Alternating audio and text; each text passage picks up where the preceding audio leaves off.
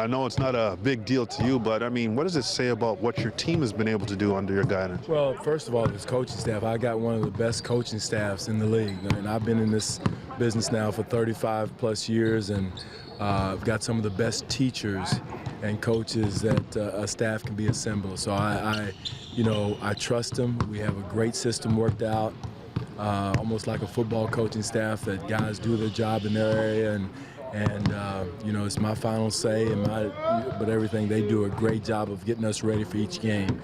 So, the month of November is a coaching staff award, and the players laid it on the line. But again, as I said from training camp, it's a marathon. It's not 1 month. I would much rather have this at the end of the year, but because it's a marathon.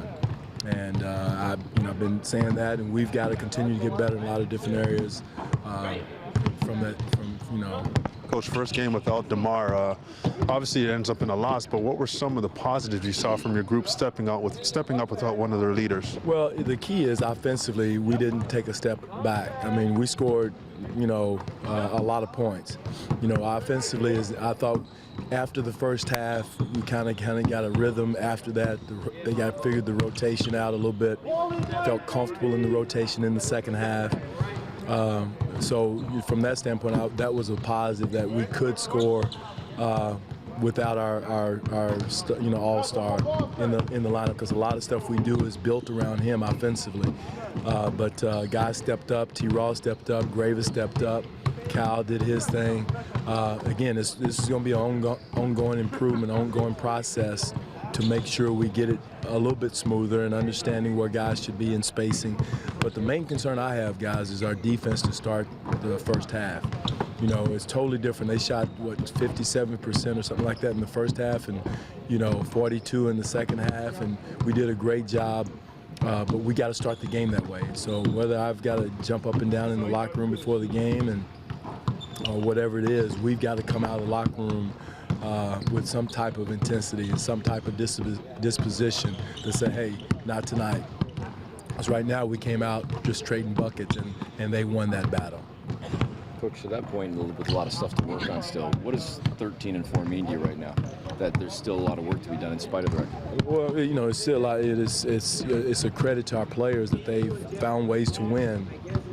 But if we're not careful, some of those, finding to get to that point where we have to find a way is going to come back and bite us. So we got to make sure we build good habits, create good habits, especially on the defensive end, because we should have learned in the playoffs last year that playoff basketball is about defense. Playoff basketball is about physical toughness, to make it as tough as physically as possible for a guy to catch the ball where he wants to catch it, to rebound the ball, to get to where he wants to go. All those things we should have learned that in the playoffs, and that hasn't translated in the first half of our games yet. And we've got to flip that switch and get that, because teams are coming out now, getting their rhythm, getting their mojo going, and it's hard to turn that water off once they get going. So that's an area that has been a concern. It kind of relapsed back last night more so than any other night, and we've got to. That was a big point of our meeting, our practice today. Speaking of your defense as well, I was talking to the guys about this, that you haven't lost 3 games in a row since the trade last year with Sacramento. I mean, you've been able to hold off teams and not lose any more than 2.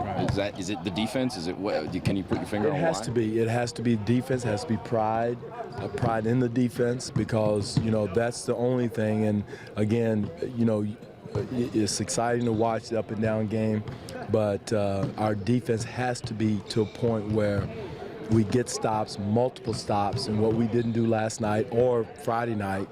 And those are creating habits the other way. And I didn't realize that statistic, Eric. But again, I would say the pride that we have in our team, are playing to our identity, diving on the floor for loose balls, physical box outs, not you're going to get a blow by, but not multiple blow bys on the offensive end. All those things are creeping into our identity in the first half. Not the second half, but in the first half, and that's a concern.